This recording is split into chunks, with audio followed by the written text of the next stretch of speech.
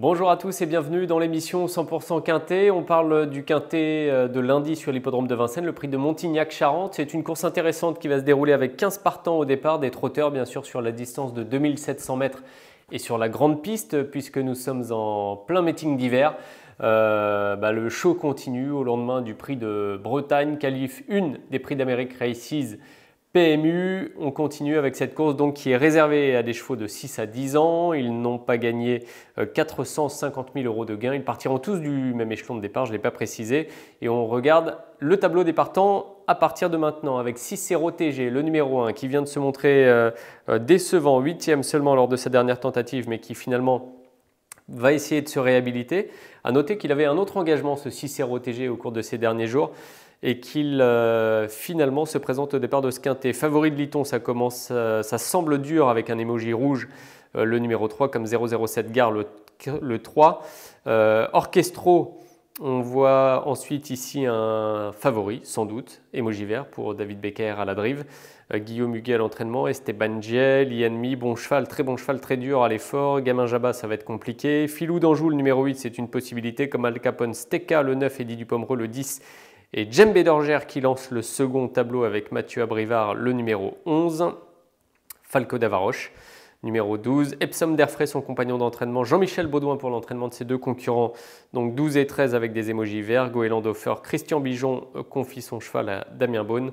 Et on finit avec 55 Bond, son concurrent très intéressant, qui représente les intérêts de la famille Martens, qui s'est faite discrète au cours de ces dernières semaines, mais qui peut, dans ce quintet, refaire parler d'elle. Attention à 55 Bond. On en parle tout de suite dans la deuxième partie de l'émission, puisqu'on va faire le papier de la course ensemble.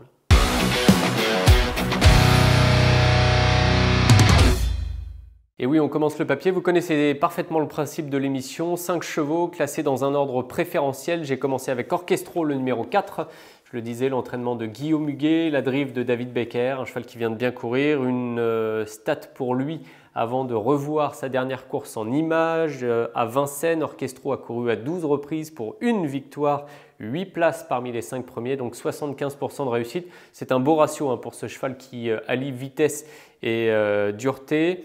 Plaqué devant déféré des postérieurs, on le revoit lors de sa dernière tentative, complètement enfermé, casaque bleu, toque noir dans le prix d'Argentan le 13 novembre le long de la corde, derrière Gendréen, l'animateur qui allait s'imposer à la cote de 2 €, devant Galested en vert qui vient bien finir en pleine piste, Godéo en rouge au centre qui se comporte honorablement, et donc Orchestro qui est ligoté jusqu'au passage du poteau avec des ressources. David Becker n'avait jamais pu le lancer ce jour-là, le cheval était parti à 7 contre 1. Et il se classait 4e en laissant forcément des regrets à ses supporters. Il se présente de manière relativement rapprochée, une quinzaine de jours. Mais c'est un cheval de qualité, une dizaine de jours plutôt.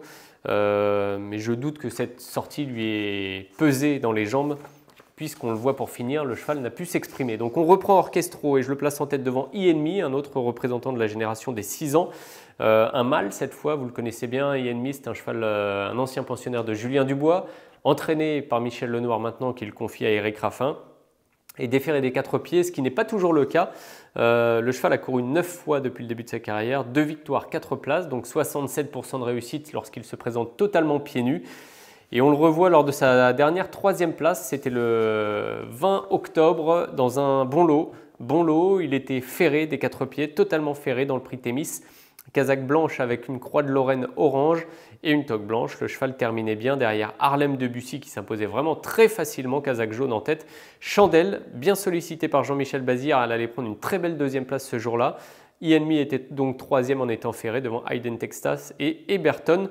Voilà, une course de référence qui donne à cet Ienmi une très bonne chance théorique dans cette épreuve. On continue notre prono avec le numéro 1, Cicero TG. Alors j'évoquais un autre engagement, c'est vrai que dimanche, il me semble, Jean-Michel Bazir avait décidé de le déclarer partant dans une course prévue sur 2100 mètres.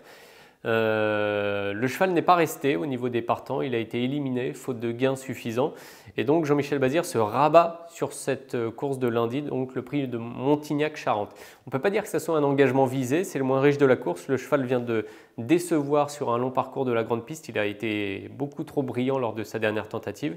Et donc on le retrouve, il avait en revanche laissé une très belle impression le jour de ses premiers pas en France en s'imposant.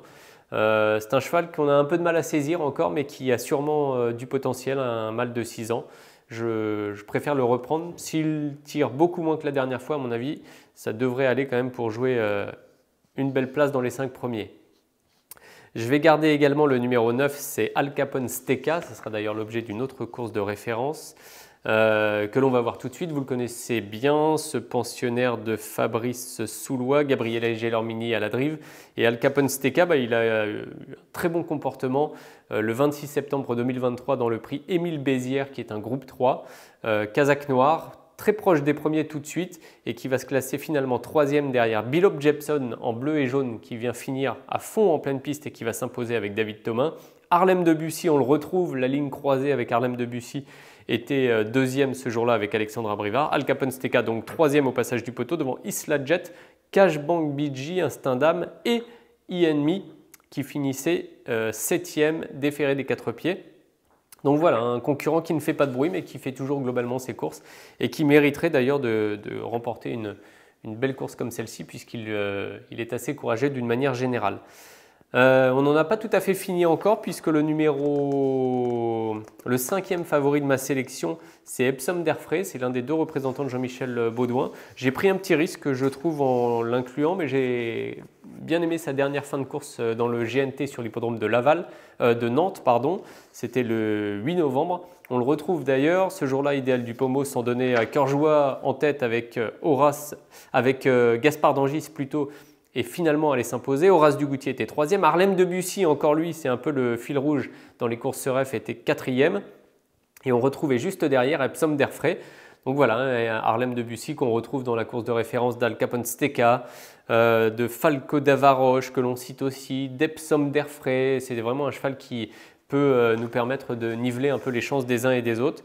J'ai bien aimé Epsom d'Airfray la dernière fois à Nantes, il est associé à Franck Nivard, il est déféré des 4 pieds et je trouve que c'est une possibilité pour les premières places. J'aurais pu en dire autant quasiment de Falco d'Avaroche qui ce jour-là a eu un parcours moins favorable que son compagnon d'entraînement. Et puis il y a beaucoup de possibilités aussi dans ce quintet que je n'ai pas cité. 55 Bond, Goéland Dauphin notamment, Djembé d'Orgère, pourquoi pas.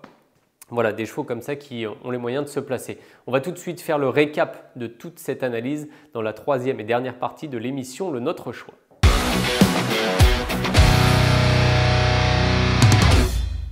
Et oui, on conclut comme de coutume avec le prono, Orchestro en tête, le numéro 4, devant le numéro 6, c'est Enemy, Cicero TG. Je vais glisser quand même dans un prono Cicero TG, pas sûr de moi du tout, mais c'est un cheval qui, sur sa valeur intrinsèque, a les moyens de se placer, bien sûr. Le numéro 9 ensuite, Al Capone Stecca. Et le 13 pour finir, Epsom d'Airfray. Principal regret, le 12, Falco d'Avaroche. Et autre regret d'une manière un peu plus générale, Goéland Dauphin le 14 et 55 Bond le numéro 15. Mais on ne va pas tous les citer. Évidemment, réunion intéressante ce lundi avec un coup de cœur avec laquelle j'ai pas trop hésité, le 604 Inferna de Well en réunion 1 sur l'hippodrome de Vincennes. Une jument intéressante que je suis depuis pas mal de temps. Elle a bien gagné avec Johan Le Bourgeois sur l'hippodrome de Caen il y a de cela quelques semaines. Et dernièrement, elle avait encore l'avantage. Elle commençait à subir les attaques quand elle s'est montrée fautive. Je pense que malgré tout, elle aurait gardé une belle allocation. Donc reprenez-la, surtout c'est une jument intéressante, Inferna de Well, qui est un peu en retard de gain. Voilà, je vous souhaite évidemment de bons jeux à tous et on se retrouve très bientôt pour une nouvelle émission 100% Quintet. Salut! Merci à vous d'avoir suivi cette vidéo. Alors pour vous abonner à notre chaîne YouTube, c'est ici. Et pour suivre encore plus de vidéos Paris Turf, c'est de ce côté.